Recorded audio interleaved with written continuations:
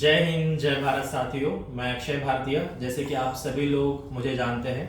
और हम प्रयास कर रहे हैं कि कर्ज के कारण कोई भी व्यक्ति गलत कदम न उठाए, आत्महत्या न करे। और इस मुद्दे पर लगातार पिछले 2.5 से 3 साल से हम काम करते हुए आ रहे हैं। और हमारी जो टीम है हर राज्य में कार्यरत है। और अभी इस वक्त मैं बीड महाराष्ट्र में हूँ, जो कि महाराष्ट्राचं हे प्रदेश कार्यालय पण आहे।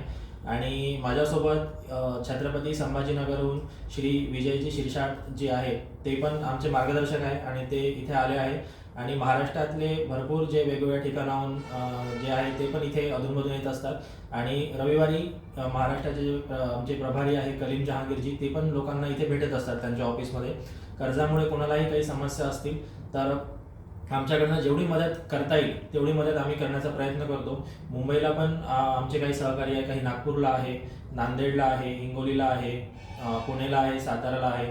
तर जिथे जिथे आमच्याकडनं जेवढी मदत करता येईल तेवढी मदत आम्ही करण्याचा प्रयत्न करतो। लोकांना लीगल गायडन्स देण्याचा प्रयत्न करतो, ज्यामुळे कर्जामुळे कोणीही आत्महत्या करू नये।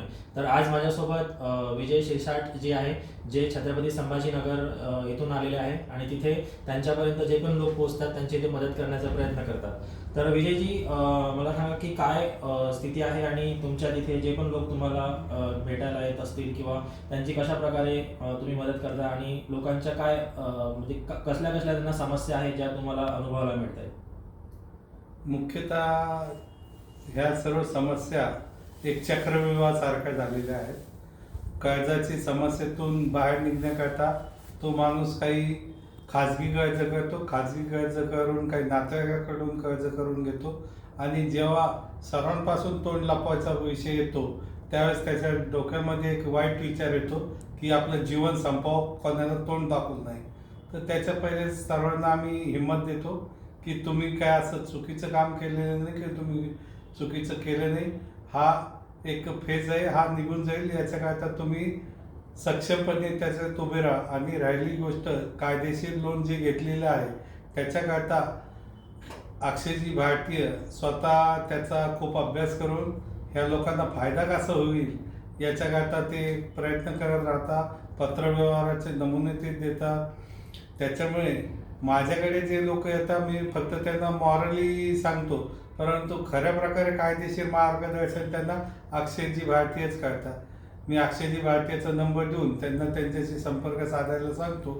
आणि मला आत्तापर्यंतचा जो अनुभव आहे, अक्षयजी भारतीयांबरोबर ज्यांनी संपर्क केला त्यांना कमीत कमी दिलासा भेटला, काहीतरी सवलत भेटली व त्यांना आम्ही त्या मानसिकतेतून बाहेर काढण्यात यशस्वी झालो।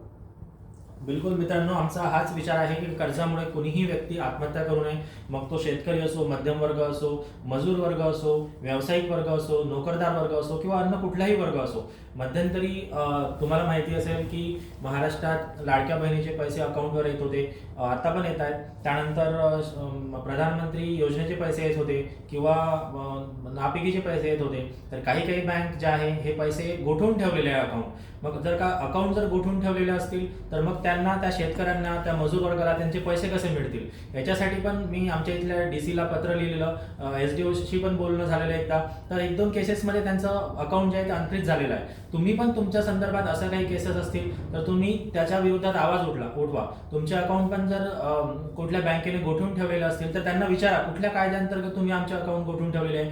हे जे शासकीय योजनेचे जे पैसे आहेत ते तो मिळणे हा शेतकऱ्यांचा अधिकार आहे आणि तो अधिकार शेतकऱ्यांना मिळाला पाहिजे, तो अधिकार त्या मजूर वर्गाला मिळाला पाहिजे। तर हा जो तुम्ही तगादा आहे हा तुमच्या SDO पर्यंत पोहोचवा, तुमच्या तहसीलदारापर्यंत पोहोचवा। आणि तिथे पण तुमचं समाधान होत नसेल तर मग तुम्ही दिलेल्या कॉन्टॅक्ट नंबरवरती तुम्ही मेसेज करा। आमच्याकडनं जेवढा प्रयत्न करता येईल तेवढा प्रयत्न आम्ही करू।